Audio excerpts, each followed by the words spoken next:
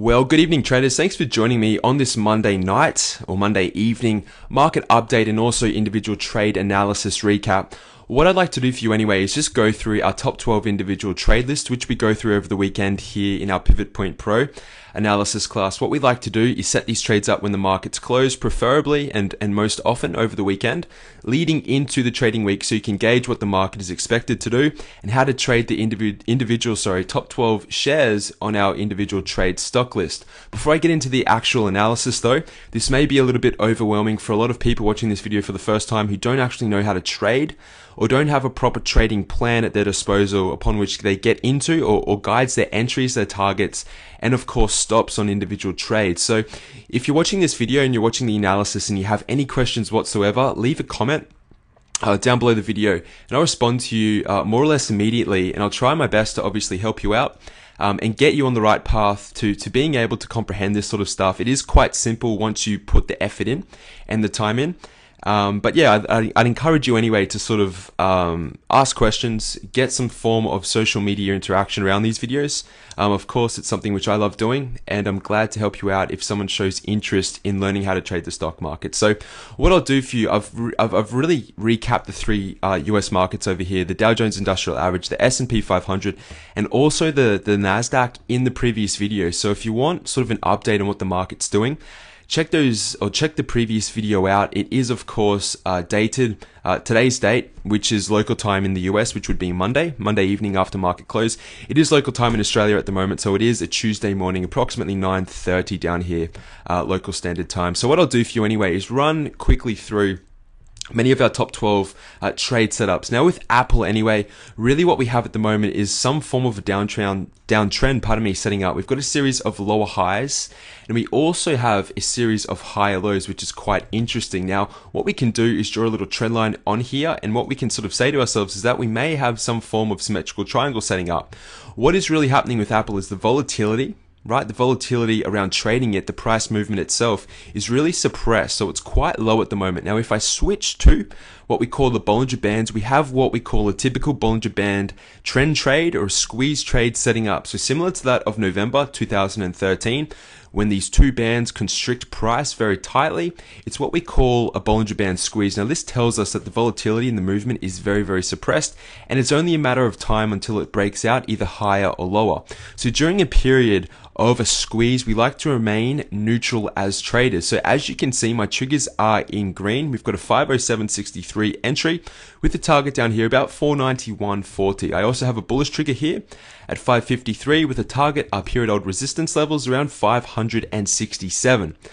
As these constrict and get tighter, we may be able to move these triggers down, okay, and get in a little bit earlier. But at the moment, it's a little too premature to be forcing a trade on Apple. All right, a little premature to be forcing a trade on Apple. So this at the moment isn't too exciting. It is getting very, very close to a directional break. It may take the next week or so to really get these bands to squeeze until we get that really nice volatile breakout on Apple, which is of course is going to reward traders who are being patient and disciplined. Here we have Amazon as well, another textbook Bollinger Band squeeze which was setting up. However, in the face of an open window, as you can see, in January and February, this is going to act as resistance. So all of this level in here is going to act as resistance. That's exactly what's happening with Amazon at the moment. The volatility is really trying to push it higher, but you can see these higher wicks indicating selling pressure. So it's sort of a battle going on between the buyers and sellers. There is no really easy way out for Amazon to the upside. It may just struggle higher, and our ultimate target on Amazon is up here at 402.20. We did have our original entry here at 373.90. But what I'd really like to allude you to is the fact that we do have that open window still set up, and please mind my drawing. We also have what we call a pretty bearish indication across all three, almost of our oscillating indicators. Now, during a sideways market move, Okay, so when a market or a stock is range bound and it's just simply cycling between support and resistance, these are the best indicators to consult with as to which direction price wants to move next. Now, what we have, although we are in bullish positions on Amazon, we also have the possibility for a rollover to the downside. So this 359.10 bearish entry, I really like as well. So very neutral on Amazon. You can see our targets down here if in fact it does roll over at 344.80. If you are in the trade, it is profitable. Just lock in your profit. It is pretty minimal at the moment, but it is starting to move in the direction which we thought it would.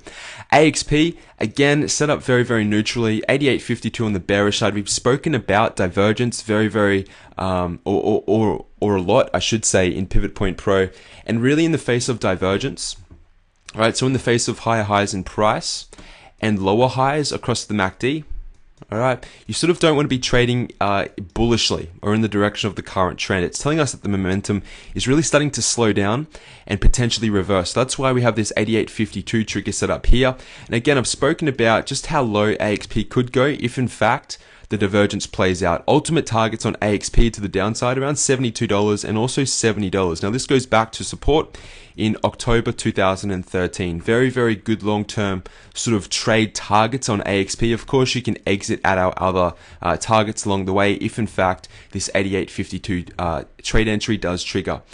Here's Baidu again, set up from last week. A nice little entry here at 163.47. Two quite bearish candlesticks in the face of such a bullish market, which is quite interesting, indicating that there's really significant downside selling pressure on Baidu. If you're not in the trade, don't chase it. 152.78 is the ultimate target. Now, Caterpillar again, look at this Bollinger Band squeeze.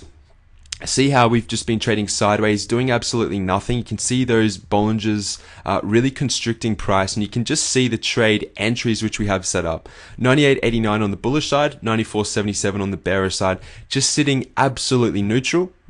No directional bias as to which direction Caterpillar wants to move, but until we get above or below these triggers, that's really going to sort of define our trading action and trading plan, trading Caterpillar. FAS, really not a lot to talk about here. Again, bidirectional trade setups, it is in a little bit of a funky move up here. It's not something that I want to chase at the moment. Google, again, you can see my triggers above and below the range, 1,154 on the downside, and then a breakout continuation around 1,233. HD, a nice little bit of a rolling top here.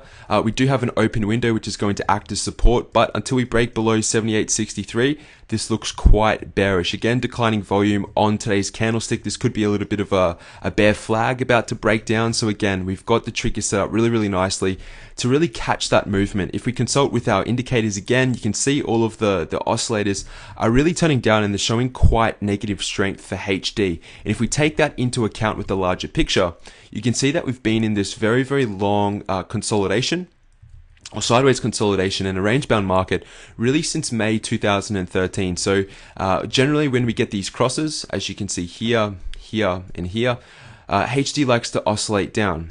And it just repeats itself. Again, you get the crosses, stochastics, the RSI and the MACD, you get the oscillation down. So we're expecting HD to potentially roll down. We do have an open window which is going to act as support. So please juggle your risk. Here's JPM. We could be setting up some form of a symmetrical, or what I should say, ascending triangle. You can see how we've got relative highs across the top, but we're establishing high lows along the bottom. Now, that's all well and good. It's a chart pattern which we can define really easily. The thing is, when we trade it, we simply need it to break out above our triggers. So this is more so a trade which is going to set up over the next couple of weeks, and it'll really materialize probably in the early months of April when we'll get that clear directional break above or below. At the moment, you don't want to be trading it. It is very messy. It is very volatile, and there's really no clear directional path for JPM. What we'll do now, have a look at Netflix. Netflix is really good. It's been in stair-step patterns moving higher. As you can see, we had a trade set up again to re-enter into additional calls around 459.20. Not really the case though. What I should say is that it never triggered, and what we've actually seen is a retracement. Now this is just simply a retracement, probably down into the 50, or at least this old support level. This is really the pivot point where you want to be paying attention to Netflix. So although it is quite bearish, again, your risk reward doesn't really justify entering into any bearish positions on Netflix when your target is simply right down here, about $412 a share. So the downside limit or the downside targets on Netflix at the moment are definitely minimal compared to the upside potential. So please pay attention to that 50 exponential moving averages and wait for a bounce if in fact it does occur. Now Starbucks, again, I'm really liking this trade setup. I've spoken about, again, above $77.30 up to almost $82, but what I'm more excited and convinced about is the potential rollover at these two resistance levels, and also a clear rejection at the 50, and also a clear rejection at that 100 and a failure of the 200. So if we get below 72.73 on Starbucks, next target is down here at $70.06 a share. Very quick move which will occur in Starbucks if in fact we break below that significant price level. So that's definitely something to keep on your radar this week. What we'll do, we'll finish with XOM in this individual share update. You can see my triggers again, 92.92, what a number. And also 97.53. XOM doesn't interest me whatsoever until we start moving above or below those critical levels. So you can see how we set up trading plans over the weekend and how we can mitigate sort of the emotional impact of trading the market by having a very well-defined plan, a plan which gives us our entries, a plan which gives us our targets, and also our stops. So thanks a lot for watching this video. If you have any questions regarding those individual shares which I just updated and spoke about, please send a comment or send a message, whichever you prefer to do, and let's get some sort of interaction going back and forth on this channel. That's what I'd really like to do, and it's something that I'm quite passionate about. So enjoy the rest of your week, everyone. Have a fantastic and profitable trading week. I'll see you on Wednesday. Goodbye.